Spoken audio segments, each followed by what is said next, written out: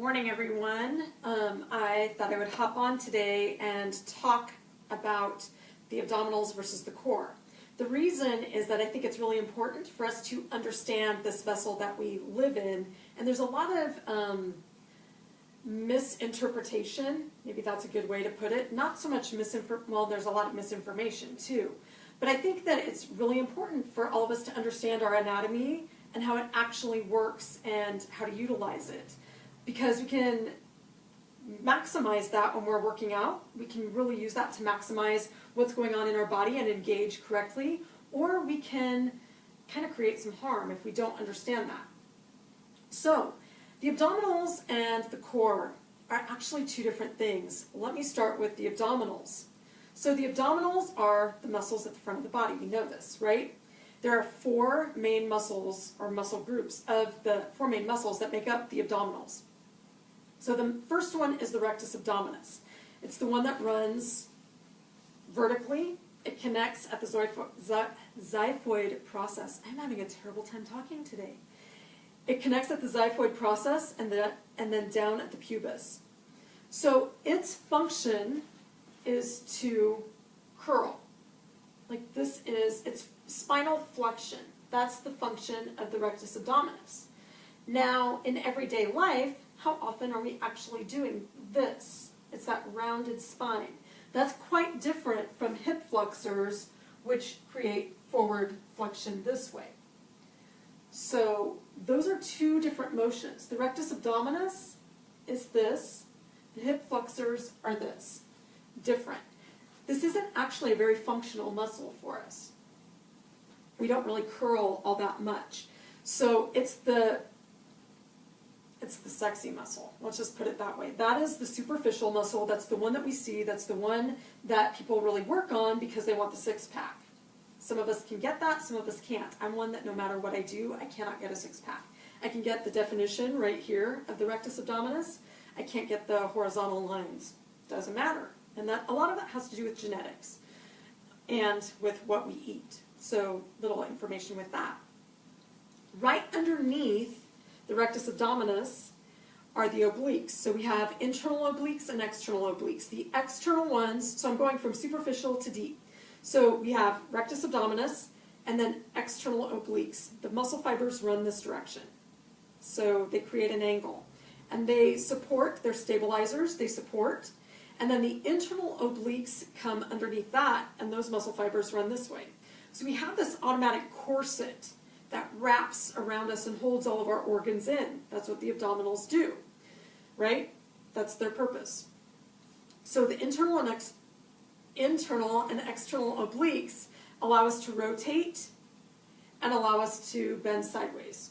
Pretty functional things to do. They're stabilizers as well. So when you do planks, they actually have to engage. If you're on the floor and you've got one leg extended, those obliques have to engage and stabilize. That's their role. So then the most deep and probably the most important muscle for stabilization and to strengthen is the transverse abdominis. And that runs, those muscle fibers run horizontally. They run all the way up and down. Now most muscles, to engage or to work that muscle, it goes origin to insertion. So it's where the muscle attaches. So like for the biceps, it goes origin to insertion, and that's what creates that contraction. The transverse abdominis, we can't do that because our bodies can't close in half this way. So how do we work them? Great mystery. It's actually not a mystery at all. The way that we do that is to stabilize. And a lot of times what we will hear is pull the belly button to the spine. That's only part of the story. Because when we do that, when we pull the belly button to the spine, it's kind of like getting punched in the gut, and most people will try to hold their breath then.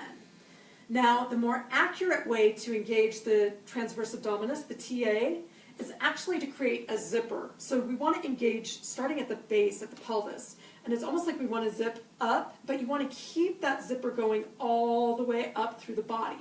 That feels quite different from just pulling the belly button to the spine, right? So now I'm bracing through the abdominals. I can do this standing. I can do this seated. Well, I'll just pull out the, I can do this seated. I can zip up and stabilize. seated. I can do this in a plank position. That's why planks are actually really good exercises for us to do, because they make us create strength in the transverse abdominis. So there's our plank, which we talked about a couple weeks ago, about how to create alignment in that plank. So zip up from the pelvis all the way up through the top of the head, and you're stabilizing. Create some engagement in the quads, create some engagement in the glutes, open up the collarbones, and there's your plank. Yeah? Those are the muscles of the abdominals. So, rectus abdominis, external obliques, internal obliques, transverse abdominis. That's just the abdominals. The core is more extensive. So the abdominals are under the umbrella of the core. The core is actually any muscle that attaches from the very top of your spine all the way down to your tailbone and your pelvis. So that's going to include parts of the shoulders, so parts of the scapula, the shoulder girdle. That's going to include muscles of the neck. That's going to include all of the muscles in the back and around the torso. And that's going to include hip flexors and hip extensors. Much, much, much more going on in the core than just the abdominals. So the whole core actually needs to be worked and utilized in order for us to create posture alignment. The TA is a big one. The transverse abdominis is a big one for that alignment. But along with that, we also want to stabilize through the low back. We want to stabilize through the scapula. We want to notice those neck muscles. So all of those things have to integrate.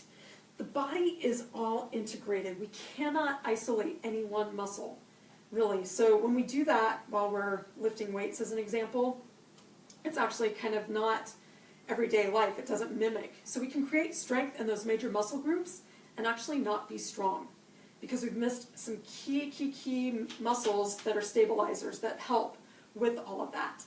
As we work those stabilizers and add some lifting or some other movement, then we create you'll actually notice better strength.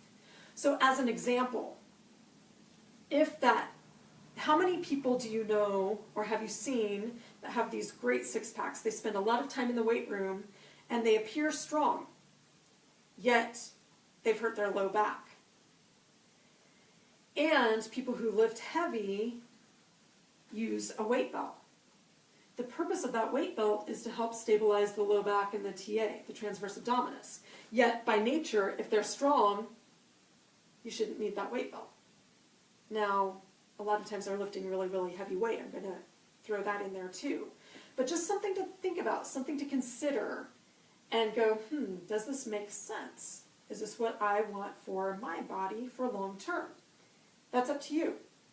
But it's important, I think, for us to understand what we're doing with our body and how we're training it so that we can actually maximize and become stronger and become more flexible and become more connected and in tune to what's going on. So for me personally, I was that fitness junkie, fitness girl, personal trainer, who hit the weight room, who was teaching a bazillion classes a week, no joke, and for as fit and strong as I was, my low back was killing me, low back and knees. God, what was it? Probably 12, 14 years ago? Long time ago. I was introduced to Pilates, and then I was introduced to yoga. And incorporating those two things changed my body. And it's because I was integrating more full body movement. I was able to alleviate that low back pain and the knee pain as a result. So the knee pain was coming because of the low back pain. Everything is linked and tied together, bottom line. So I'm a big proponent of those mind-body things, TRX, functional training, any of those kinds of things where we're doing more full body movement and working more stabilizers to help create more strength even with those bigger muscle groups. There you have it, core versus abdominals. They are not the same. Have a great day, everyone, and if you have any questions, please comment below. I'll be happy to respond back.